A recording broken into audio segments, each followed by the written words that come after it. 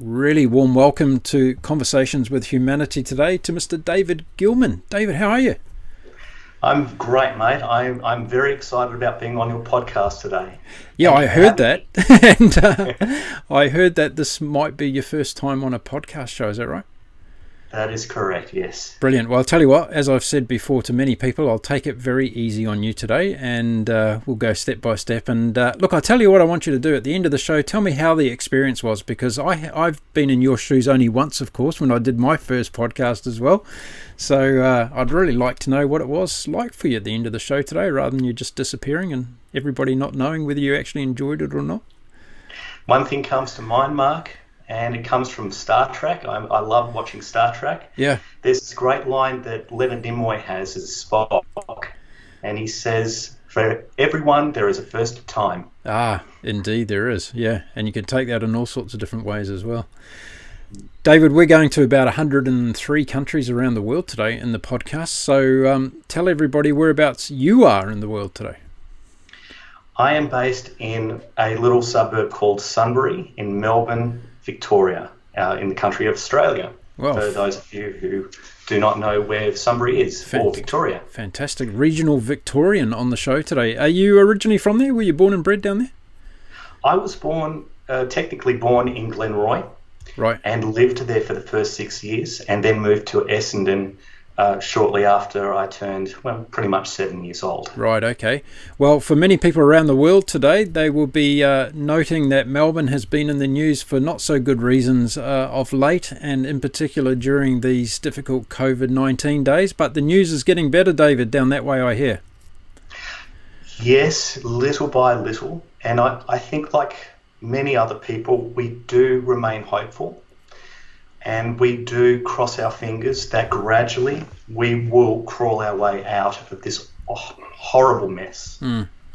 It is, isn't it? And people are very, like most things in life, people are pretty quick to blame others when things don't go right, as has been the case down there in the political world and all the rest of it. But at the end of the day, it's up to all of us, isn't it? We've all got a responsibility to play our role, keep our hands clean, keep our distances, and do as we're told, basically, because if we keep away from each other for a while, then it tends to go away, doesn't it? Yes, and we've got to remember to wear our masks. Wear our mask, absolutely, yeah. We're not quite as stringent on that up here in Queensland at the moment, but have you got one there, have you? I've brought one here. Fantastic. It's a bit scary, but I hope that it scares off the coronavirus. I tell you what, hold that up again. I think I need to get one of those for the show, because it's is it a shark? It's a shark. It's a shark. Fantastic on my sailboat. I need to get one of those. I think I'll be running around here with a shark mask on. That'll scare a few people. I love this one because it inspires me, and it inspires me to fight this virus like every good citizen of our country and of the world. Yeah. And it reminds me of the old World War II Kitty Hawks that used to defend our country. Right. And they were also the artwork of the Flying Tigers, which were a mercenary band that the Americans sent over to defend China during the Second World War. Right. And they were all designed with big shark's teeth. Yeah, interesting. So inspiring. And I still have a model in my collection with shark's teeth. Very interesting. And Flying Tigers actually went on to become one of the largest freight distribution companies in the world. Did you know that? I didn't know that, no. And then soon later it became Federal Express, as we all know today, FedEx around the world. So Flying Tigers started off way back then after the war, and came out of the same conversation that you're just talking about there, actually. So, wow. Very, very interesting stuff. So, I learn something every day. Well, I learn something every minute of every day. That's how little I know, that's for sure. So let's talk about an opportunity I'm going to give you as your first time on the show, and it's something I offer to all my guests. Is I'd like you to dedicate your show today to someone special in your life. So who would you like to dedicate this show to today? I would love to dedicate this show to every person who has lost their lives to suicide, struggled with bullying, depression, anxiety, people who are looking for hope out of the darkness of depression and hopelessness. Fantastic. But of course, maybe if I could be cheeky and dedicate it also to my parents and my wife Vivian, Yeah, okay. Well, I'll let you sneak that other one in, but the first one is very noble, and great sentiment to be sending it out there at this particular time as well, where a lot of people are struggling, and I don't think we can do enough in terms of talking about hope and giving people support and love during these difficult times, because there's a lot of people out there that need it, and it's going to be a large part of this conversation today, I feel, because it's something that you and I share in common. I was very excited to have you on the show today because you're somebody that thinks and acts, more importantly, in these areas, and we need more doers in this world rather than talkers. So even though it's good to come on a podcast and have a chat about these things, it's also good to go away and actually put things into action. So let's start talking about that, because it's something that I wanted to throw across to you and talk about. You're obviously a person that's got a lot of compassion for others. When did that start in your life? Is it something that's new, or is it being something that's been handed down to you through your parents and things? It's been a combination of humility, developing my own humility over time, my own learning about humanity over time, and yes, probably observing people down on their luck and having times when I've struggled as well. And nothing can really move you more than watching somebody helplessly calling out for help. Do you think, from your experience, there's a lot of people that shy away from asking for help? Is that something that you can talk to personally in terms of, the fear of actually reaching out to somebody else to show your vulnerability?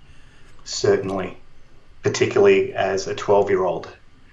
And this is one of the reasons why I wrote my book, which is the cover represented behind me today. Because when I was confronted by this originally, I was in my 13th year, and I was struggling with depression, even though I didn't even know the word. I knew I was sad, I was constantly sad, but I just wasn't interacting properly. I wasn't myself. And it's like a slow poison, and it works against you day in, day out until you snap. There's something that just comes up and just causes you to snap. It could be just a minor thing. So the saying goes, the straw that breaks the camel's back. And I was confronted by this. This happened to me as a 12-year-old, and I was alone. And I decided, no, I can't take any more. I cannot take any more of this. I am a lost cause. And I wrote a letter. I was in this state of mind where I was pointing the finger at certain people I couldn't get to and that I couldn't get through to. I explained why I was lost. I put it on a place on my desk, and I went to my parents' rumpus room. There was a gun safe there. It was locked, but I had a way of pulling the gun out of the case. I had my own little trick. Loaded the gun, proceeded to sit on the couch and figure out the best way to pull the trigger against my skull, which is not easy as a 12-year-old, because for one thing, the first thing you think of is, oh, I've got to put the gun out here where I might just be able to reach the trigger. My arms aren't that as big as, well, they weren't as big as they were when they were 12. I could probably do it now, and not meaning it as dark humour, but back then it was a struggle, and it was heavy. But at the same time, your head is throbbing, and I'm going, I don't want to do this. I don't want to make a mess of this. Why am I doing this in the first place? And you are having an internal struggle. Part of your brain is saying, this makes sense. I'm sick of this. I'm sick of the pain. I just want out. And the other part of your brain is saying, don't jump. Don't pull that trigger. Don't do it. Your head is throbbing. You can hear, in my case, I could hear my heartbeat. I can hear the blood pressure in my ears. My head's going. I know it's stupid to be doing this. By this stage, I knew gun safety, and I'm breaking every rule doing this. And all I can hope is, if I do finally take that leap off this depression cliff and I know nothing afterwards, I hope I don't mess it up, because if I do, I could be found as a vegetable. I could still be alive and be taken to a psychiatric ward and live the rest of my life as some kind of vegetable. What kind of existence is that? Eventually, I had an internal conversation And the conversation one, I basically said, put the gun away, unload the cartridge, put the gun away, get your life in order, tidy your room up. Let's restart again. Let's hit the reset button. And I did. And it was just this, it's like planting a little seed of hope, just one little seed.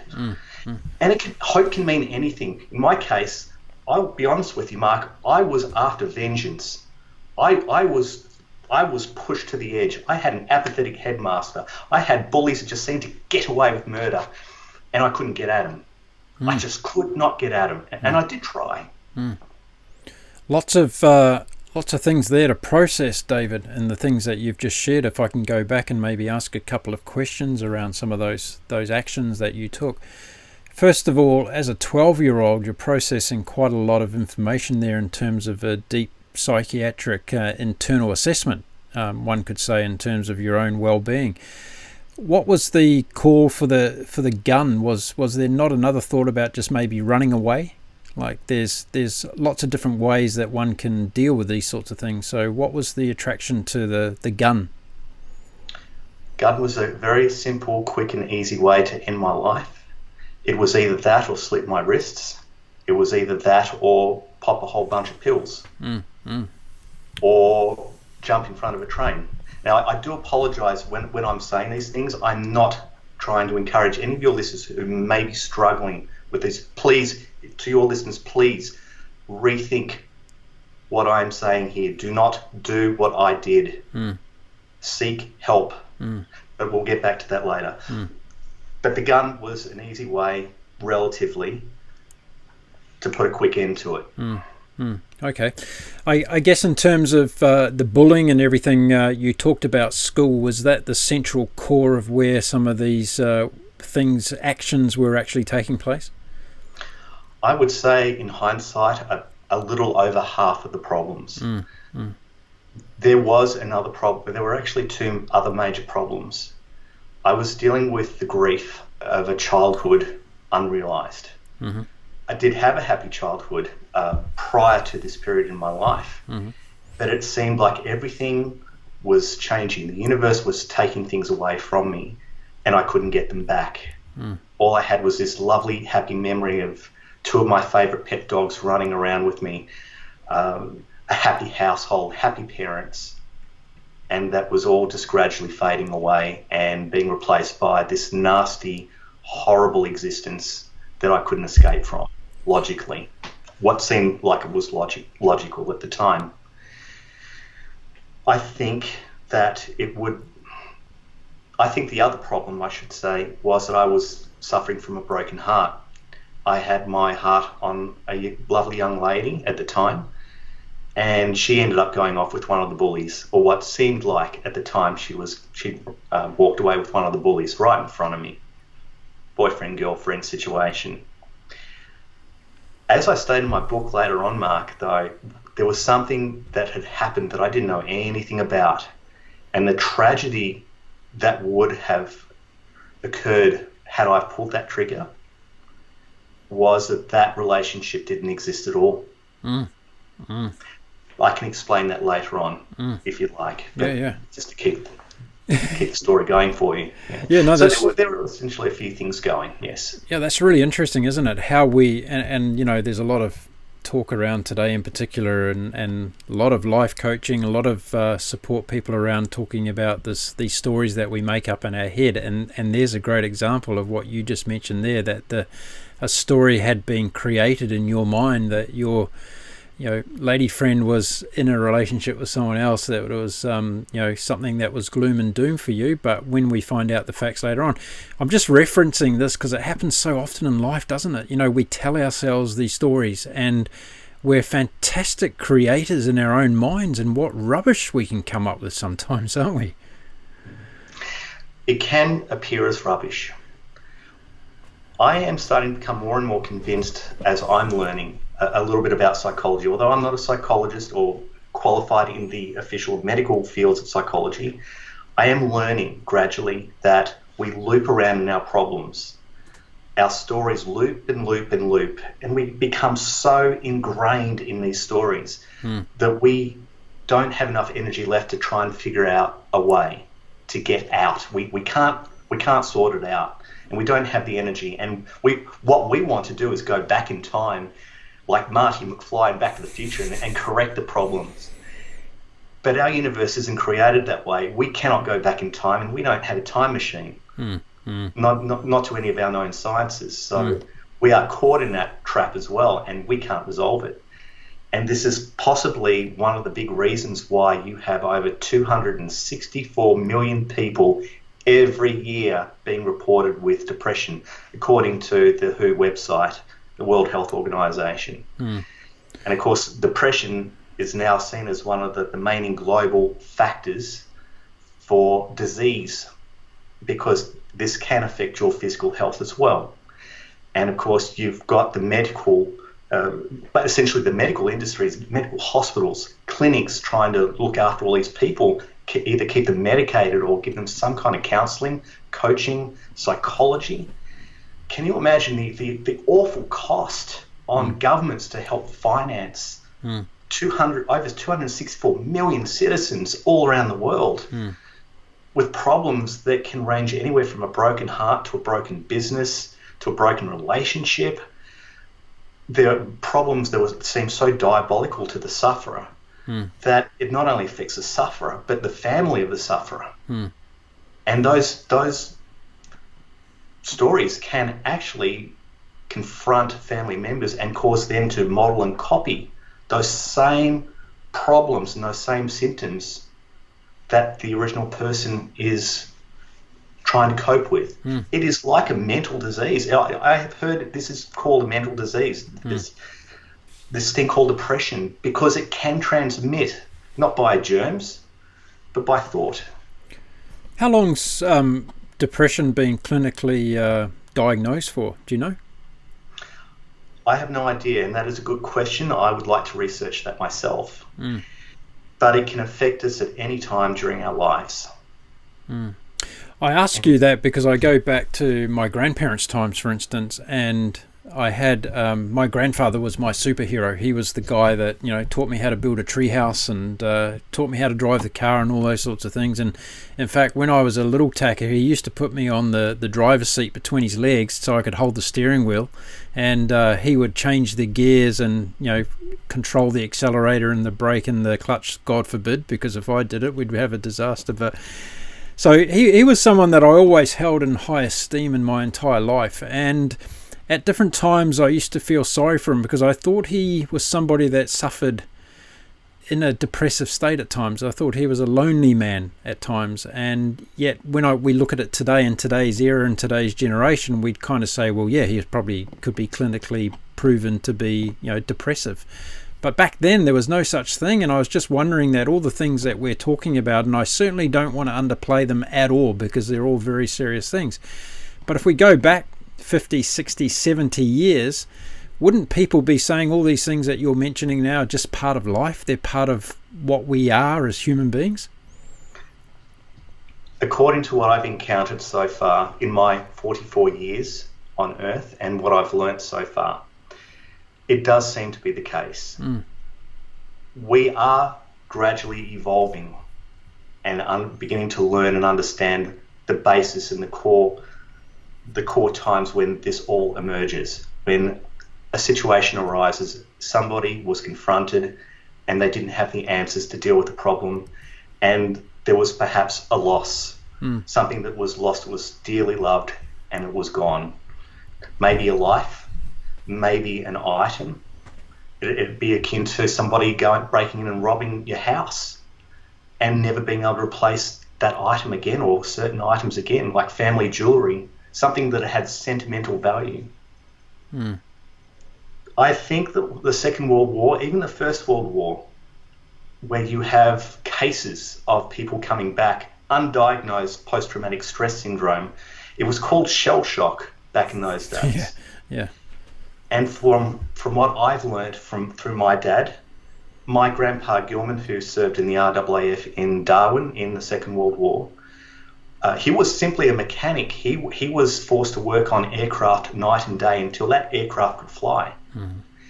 That could mean that he could be awake 2 days, 3 days, 4 days, 5 days straight, and they had to stay awake. These mechanics defending our country had to stay awake. Their only possibility of staying awake was an oxygen mask. About 10 minutes of that to just liven them up, get them back on the engines, get them back on the guns, get them back on the turrets. The problem is, and I hope I'm not too graphic, but this is one of the situations my grandfather was confronted with. Some of those planes went on 6 to 8 hour missions and came back terribly shot up. It was either flak or aircraft going up to intercept them. The stories my grandpa reported was that he was volunteered to wash out the rear turret. Without trying to be too graphic, it would mean that the rear gunner of a plane, or maybe the belly gunner of a plane, the gunner under the aircraft, was shot up so badly there was nothing left to bury them. They're just a mess. And my grandpa had to go up with a hose and wash them out. There were other incidences. I'm not going to mention what they were regarding what some of the situations were, but we believe my grandpa did come back traumatized. There was no counselling, no support. You were just expected to get on with your life in a civilian service. Yeah, I think you're raising a really good point, and it's in reference to what I was saying. I think in terms of if we go back to that particular stage in human history, we find out that veterans were treated very differently to what they are today, and we're starting to realise now in today's society that veterans are underappreciated and under-supported in a lot of different areas as well, because of us now knowing what they went through, and these are all the things that you're describing. So do you think that through generations the amount of support levels in our society have changed proportionally enough to the numbers of people that need that support? I'm convinced of it, yes. I am so convinced of it that I'm actually still seeing it as a tragedy. I am convinced that we have enough health workers now to look after every person who has currently died through depression, through suicide. I should say depression leading to suicide.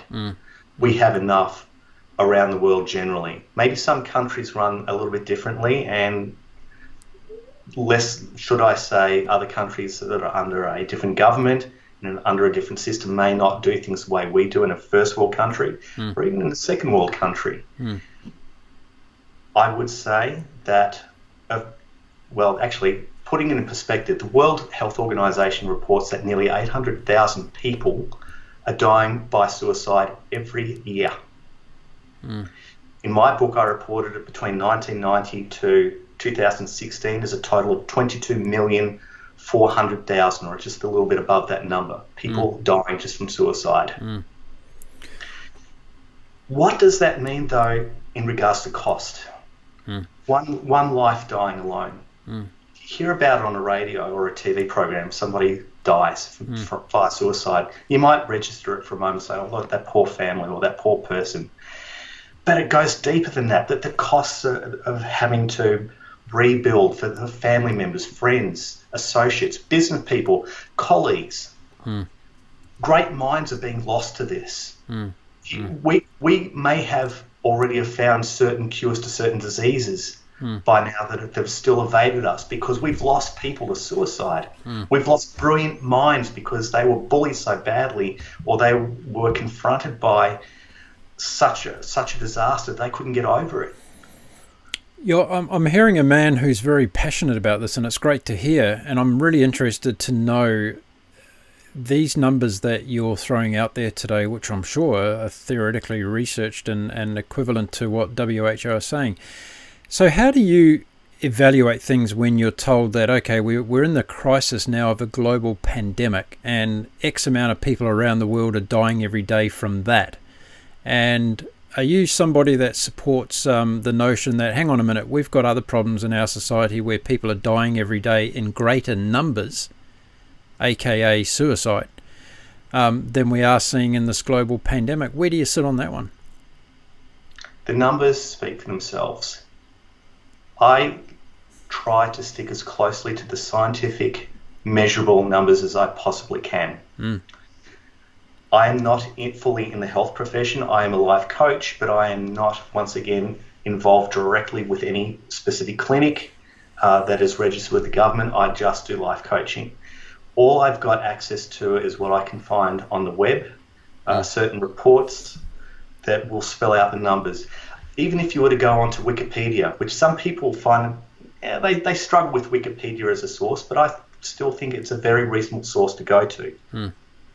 You can look up any number you want. You can look up who died from a certain disease, and it'll be on there. You can see who died from COVID.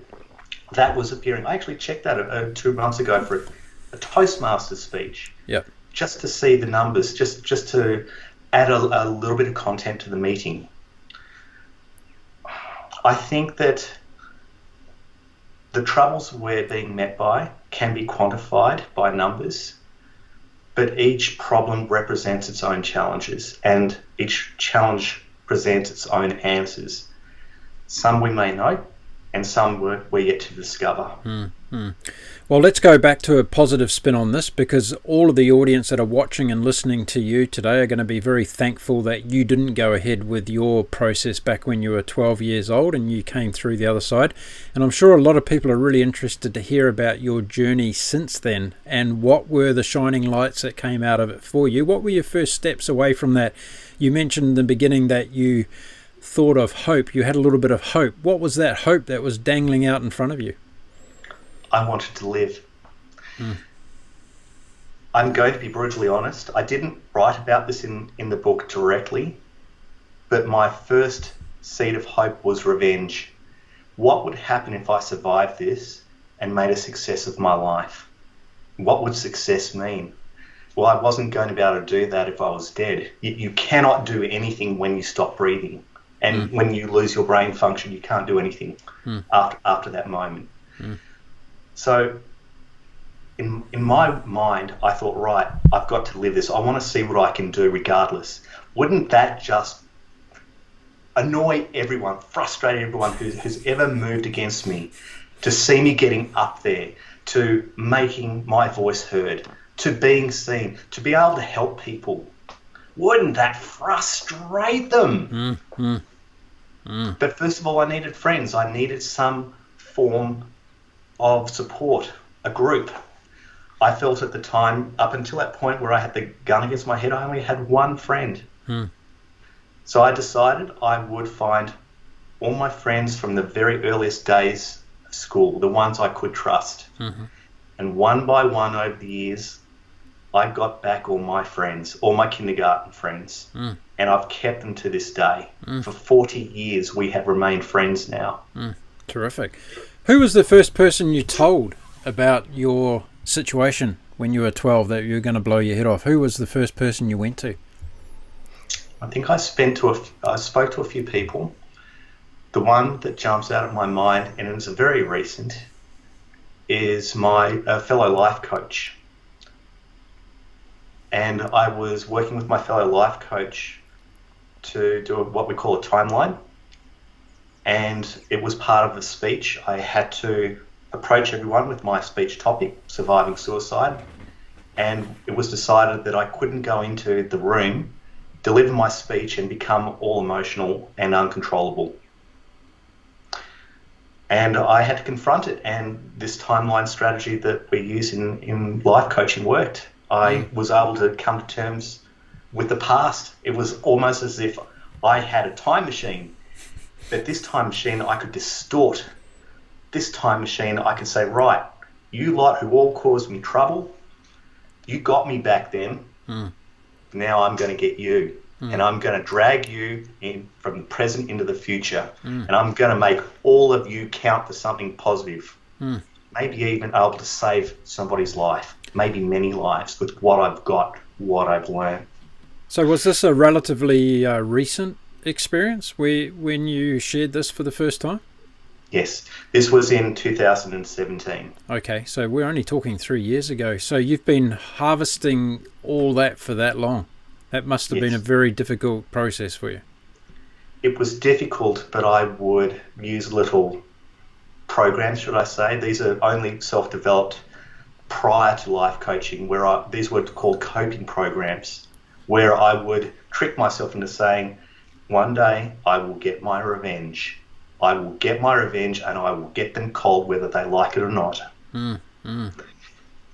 Now, this is controversial, what I'm saying. And since doing the life coaching, I've shifted my belief system from revenge to help, to make a positive contribution, particularly before one day I'm discovered lying on the floor unconscious and I'm dead. If I can change people's lives, if I can save people from having to sit down at a table with an empty chair in front of them saying, that was my son, that was my daughter, that was my dad. Yep. He should be here. He's gone now.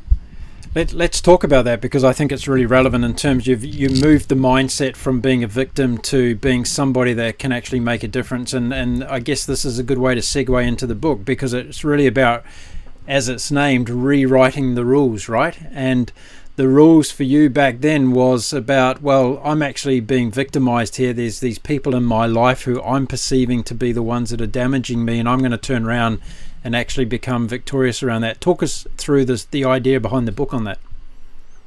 The book was triggered by a certain number of events at the time.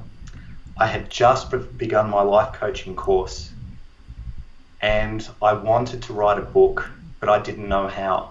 And I approached my life coaching instructor, a guy by the name of Rick Schnabel, and he stayed back with me after class one night, and he showed me exactly how to write that book in a way that would be easy to understand, not complicated, something would have a lot of metaphors and a lot of story behind it. The problem with books, and the books I've currently studied, they're great, but they have nothing to directly model. You don't have people's lives, people saying, right, this is what happened, and I decided to take this action to change my story and to change my outcome. Many people just go into the theoretical blocks of what you must do. Yeah. And I thought, well, that I would love to have had a story at 12. And I'm sorry for going back in time a little bit, but going back as a 12-year-old saying, I just wanted to reach for a book quietly without no one knowing, flick through the book, not have it judge me, not be worried about being judged by a psychologist or psychiatrist for stigma, of being labelled as someone who's depressed. I just want a book that tells me what to do, somebody showing how it can be done and the proof. And in that book, going forward now into today, I basically lay it out. I say, yes, I nearly died. And I actually nearly died a few times. I was contemplating suicide all the way up to nearly the end of school. I did still suffer the stigma of social isolation, even though I had groups of friends, like a little group of friends. I wanted to be accepted by everyone, and I couldn't. So and that was, that's an interesting fact as well, in terms of it wasn't something that you really just clicked out of. It was something that was a journey. It was a continuation of evolution of yourself and getting stronger and stronger, I guess, to get to the stage where you felt as though you could take it head on and come out a winner. I want to go back to the positioning of a life coach in your life and how important it is for people who might be listening today who don't have a support figure around them. What did that association with that life coach mean to you? What was the support mechanism that life coach gave you? Support mechanism that the life coach gave me was simply keeping the space open so that I could be heard.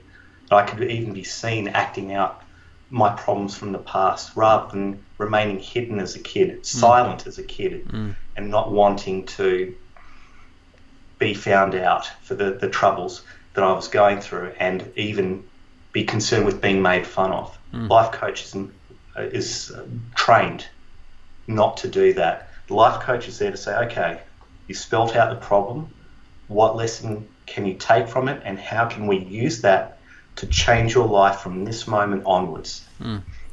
So for people that are struggling out there today and they're looking for that window of hope and inspiration, it could well be you on this podcast today talking about your journey. It could be somebody they talk to tomorrow in their life.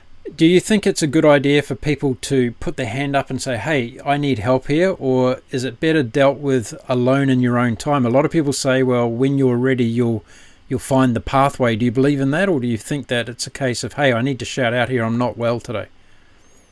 The first thing that I must say openly about it, and encourage every listener and anyone who might be struggling with this, is it is okay for you to see or seek professional help. If you don't trust anyone around you in your immediate family, your friends, you can still see a professional, a health professional. I thoroughly recommend you do that. You will not be judged.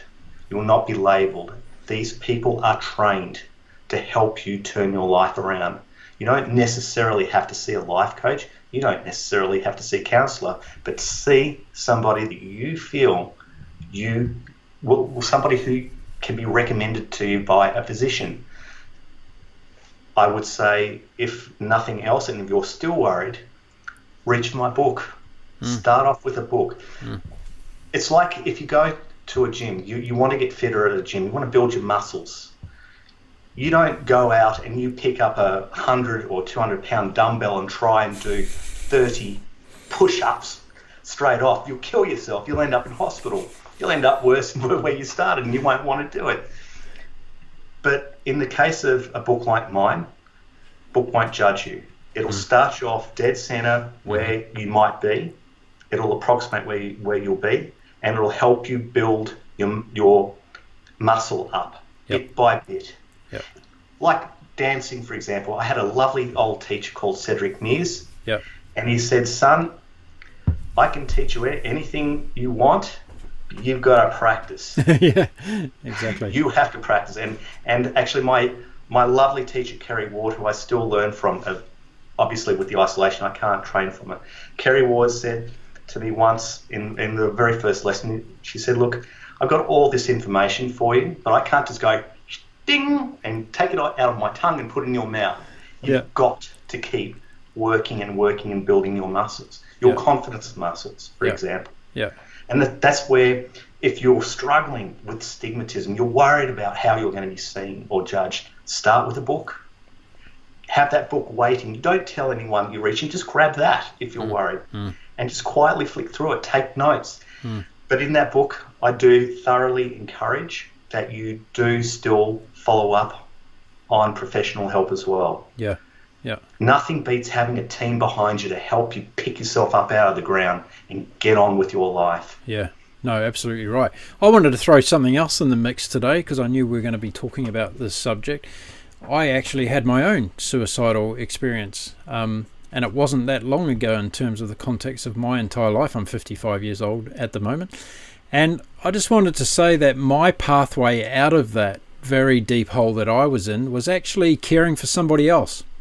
So finding compassion and reaching out to be, I guess, a support mechanism for somebody else at a time when I was in my deepest and darkest hole. And that wasn't a conscious decision at the time. It was something that came to me subconsciously. It was like you had a flash of hope and light for where you were at. And I did exactly the same thing. And in fact, I was actually at a stage where didn't have the gun to my head, but I was sitting on the couch contemplating all the different ways that I could finish my life. And it just so happens that the TV was on at the time with a young person on a television show who was going through a much worse struggle than what I was in my life at the time. And I decided to reach out to that person and help them out. And that's what got me out of my hole. So I guess in terms of what I'm trying to, basically share here is that there's a myriad of different pathways, isn't there? And if you're not comfortable in seeking out a life coach or to read a book or to listen to a podcast, then there's other options available to you as well. And are there anything else that comes to mind, David, that you would suggest in terms of where people can go that are maybe not such traditional pathways? Personally, I'm not sure, but one of the best resources we have in the 21st century that I didn't have access to back in 1988 is you've got the internet. You've got the internet, and that in itself, it's a whole library from the safety of your computer, away from prying eyes. Assuming, of course, you're very careful with your privacy. Assuming. If I wasn't sure of what I was to do, didn't know where to look, didn't know who to trust, or even if I felt like telling my normal medical physician after having my blood pressure checked about my struggles. I would look on Google, do a search, maybe even if you can think about the closest word that you are struggling with, the thing that is deepest in your mind, write it out on Google, do a search, see what comes up. But I would not solely suggest you rely on Google, and I've heard many health professionals say don't solely diagnose yourself on Google, but just open up the door enough so you can actually seek a direct medical professional practitioner to diagnose you. But at least get the ball running. The worst thing about this, Mark, is not being able to get the ball rolling, or not having even the energy. If you think about where you were when you were starting to contemplate suicide, and I can refer back to myself as a 12-year-old, we don't have any energy. We are barely coping, living the next minute or the next 5 minutes, or wondering how we can distract ourselves further from dealing with the outside world. That's where our minds are. We're not in the rest of the world with everyone else. And breaking out of that prison, and I refer to it in my book as a prison, that's hard. Yeah, absolutely. And you've hit the nail on the head as far as I'm concerned in terms of that personal isolation, isn't it? You go into an isolated state. You know, we think it's terrible now in lockdown, right? With people not being able to get out and do their daily lives. But when you're in that lockdown in your mind and the only thing that you're doing is literally breathing to get by, it's very difficult to think practically about, okay, I'm going to spend tomorrow searching the internet for all this positive stuff that's going to change my life around. It just doesn't happen like that, does it? No. Yeah. So let's carry on your pathway to brightness, because you started doing a whole lot of really interesting things in your life, and you've mentioned the word dancing once. I'm not going to let you get away today without telling us about your dancing experiences, but there's also some other fascinating things that you've done. So how about you go through some of those in a chronological order in terms of when they came into your life and what impact they had on your life journey? Initially, I started my sporting career clay target shooting. How ironic. I had a gun in my head, and yet this very same gun went with me into the US so I could compete at the Grand American in Ohio in 1999. I actually borrowed a gun when I did my first shoot at 20, when it was 1996, but I took the very gun that I had against my head. Wow. And I competed on the international stage. I didn't win, but that didn't matter to me. Yeah. How was that when you had that, I guess, recollection with that particular weapon? How did you view it? What was the relationship with it like at that stage? I didn't give it too much thought. I never spoke to my parents about it, and my parents only discovered what had actually happened last year when I did my book launch. Right. And I don't really view the gun as a weapon.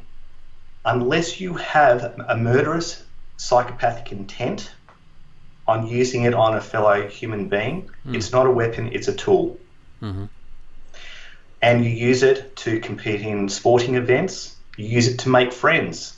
And I'm not saying that in dark humor, I'm saying there are so many clubs around the world you can compete at in clay target shooting in all manner of different fields. And I've met so many different people, and I still have them as friends, even in the US to this day. How do you hit those things? I had a go at it once, and I couldn't hit that thing if I tried. It was just like they're too small. Why don't they make them bigger? Sometimes I used to complain about that too, particularly when I was starting out. I regret to say that it wouldn't have been a very nice thing to see me almost doing my nut, not getting one target out of 10. So tell me, though, one thing I'm fascinated in, you're the man who's going to answer the question. I'm probably not going to ask anybody else in my life this question. So when you do the clay shooting and you're standing there with the gun, the word pull is yelled out, right? Pull. And the clay pigeon goes off. Where did that word pull come from? What was the origins of that? Do you know, Mark? I don't know, and I should have looked that up by now. But I think what pull initially means is I want you to pull the trigger, release the target, so I can pull the trigger and hit the target. Okay. So I had a different understanding of it, because I saw the mechanism that releases the clay pigeon, and it kind of pulls back and gets released. So I was wondering whether it has something to do with that pull back and release action when you yell out the word pull. I believe you're correct, Mark. And I think we still may have a device designed like that. Single target, single lever. You pull it back, holds in a spring, and then you release it. Right. And it throws the target. Okay, cool. Yeah, my only one-time experience around clay pigeon shooting was with my uncle in New Zealand, who was a avid deer shooter. Bless his soul, he's not with us anymore. But he took me out to the firing range one day, and he said, "Right, I'll give you." I was only a little tacker, and he actually did it to frighten me of guns. So it was his way of actually showing me that how dangerous these things are, first of all, if they're in the wrong hands and they're not managed properly and you're not trained properly. So he put a 12 gauge shotgun to my shoulder and showed me how to fire it, and it nearly sent me back through the woods behind me about 400 feet when I fired it, and that was enough for me. I said, no more of this, thanks very much. And that was the end of my clay shooting career. But you actually got to go to the US and compete in some competitions. How was that? That must have been fantastic fun, was it? It was awesome, particularly as the competition was being held in the US. It was midwinter here. Right. If I may be a little bit dark with the humour, the plane took off in the middle of a very cloudy, cold, windy day in Melbourne, at Melbourne Airport.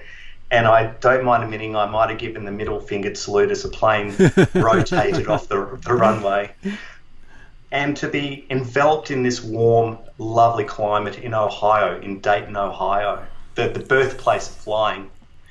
And I love to remember that. It's birthplace of where the Wright brothers absolutely, their plane. Yeah.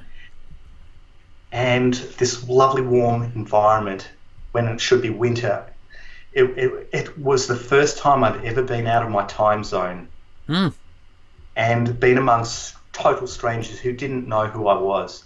Yeah. Complete strangers. I do love Americans. I have such an appreciation for Americans. Whether people find that troublesome, I don't know. There are a lot of troubles over there, but really get to know Americans. If you really want to get a vast picture of ideology, just from one country alone, from 50 different states, go there. Well, I can tell you now that the fact of this show is that my largest audience per head of population is from the United States, so I'm sure they'll be very happy to hear you say that you think they're all very lovely people, which they are, of course, especially the ones that listen to my show. So you had a great experience there. Now, what I'm interested about is when I look down your list of interests, hobbies, achievements, and all the rest of it, we go from clay shooting pigeon to dancing to karate to writing a book, being a life coach, and printing. Tell us about all these. How can you be so diverse there, David? Ever since I found my energy, I just wanted to experience as much as possible. Yeah, fantastic. I can't pinpoint whether it was simply the realization that I nearly ended my life and realized that I nearly missed out on everything that I've lived through, appreciated. Traveling and dancing. Dancing particularly is like a language of its own. No words, just a communication of two people moving in union. It's one of the most wonderful things I've ever experienced. Were you a natural? Were you a natural when you started, or were you like me? Did you have two left feet and going in both in the different direction? It took me 3 goes to go into a dance studio. Right. I wanted to be like John Wayne. My world was clay target shooting, not dancing. So when I finally had the courage the third time to push through the door, I walked in with a shooter's gait, head hung and shoulders. I'm a clay target shooter, teach me to dance. Did you meet your wife dancing? I met my wife dancing. That is a story to itself, which I've written in the book, I've shared in the book. But I did dancing. I converted from clay target shooting to dancing. Yeah. And the reason was there was a trigger point. Yeah. The 10-year school reunion I've attended. I didn't even want to go to it, but I attended.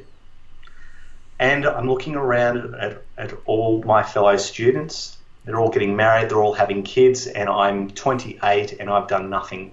Oh yeah, I've competed and I've travelled, I've even gone to Egypt and experienced the great pyramids and temples of the old period. No wife, no girlfriend even. Mm-hmm. And I'm thinking, well, I don't want to do a dating. I don't even think we had a dating site or known dating sites back then. I could be wrong, but I didn't really look. But I thought, I don't do very well introductions. I need to do something that's traditional, something that I know might be a reasonable chance of finding my wife, or a girlfriend, or maybe 2, or 3, or 4. No. Yeah. But I didn't want to have to do it, Mark. It's for a clay target shooter to go into the world of dancing for the first time. It's, and I mean no offence to the demographic of your listeners, but my mindset back then was it's sissy. It's just for sissies, and I want to be like John Wayne. I initially wanted to do clay target shooting so I could meet my wife there, and you know she might be with a checkered shirt and a ciggy, half dragged ciggy outside her mouth, and she might be cute. I ran out of luck there. It didn't work, so I had to go dancing. Right. And how long was it? How long was it into your dancing journey that you met your wife? It was 3 years initially. Right, okay. So you had to put in the hard yards, yeah? Was no overnight success on the dance floor.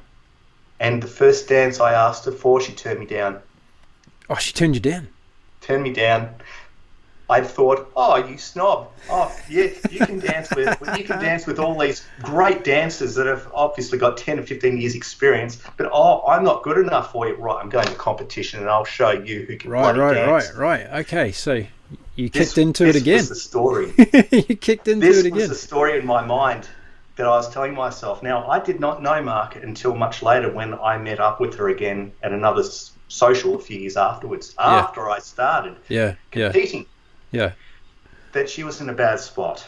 Oh, okay. And she did not want to be around anyone, any strangers or anyone. She had broken up with a boyfriend. She just wanted to be amongst her friends. I didn't know that. I took her for just stomping me off. So, long story short, I just had just casual dances with her. I mean, I thought she was pretty cute back then, of course, but I didn't really think anything of it. Yeah. And then just one Easter, everyone else is on Facebook and saying, oh, I'm having Easter with my wife and my girlfriend, or my little bub and all that. And here I am sitting in my bedroom going, I got nowhere to go. Right.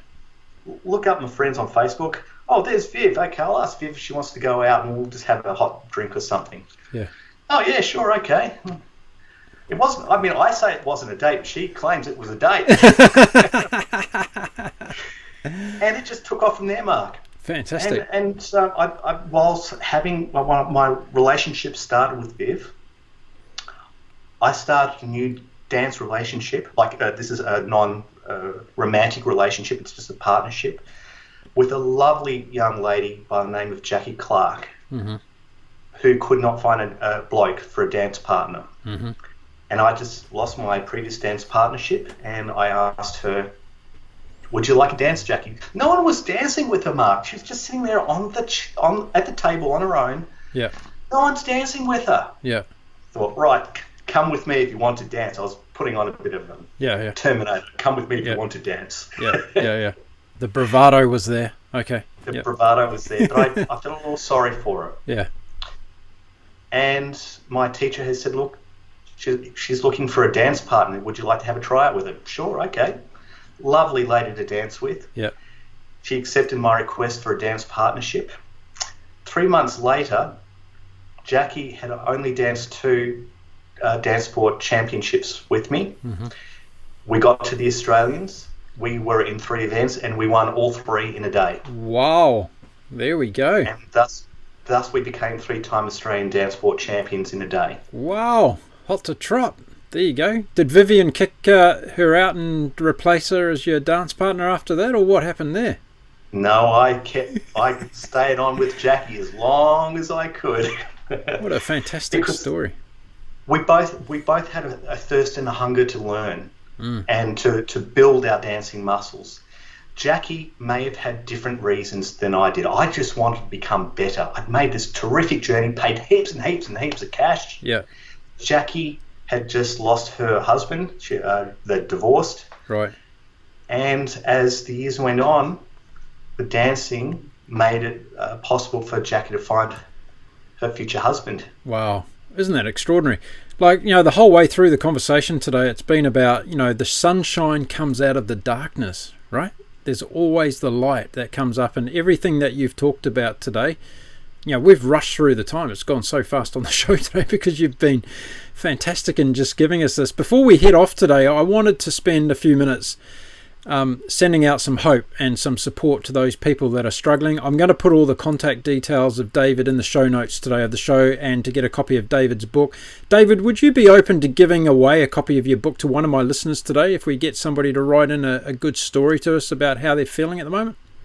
By all means, Mark. You just tell me where to send it and I'll send it. Fantastic. Sorry, I didn't want to put you on the spot there, but I just thought it was a great idea, and I've loved your story today, and I just think it'd be a really valuable thing for someone out there who's listening or watching the show today. Write in and tell us why you should get a copy of David's book and how you can relate to it, and we'll get you a copy off. In fact, I'll send all the notes that I get to David. He can make the decision on who should get the book.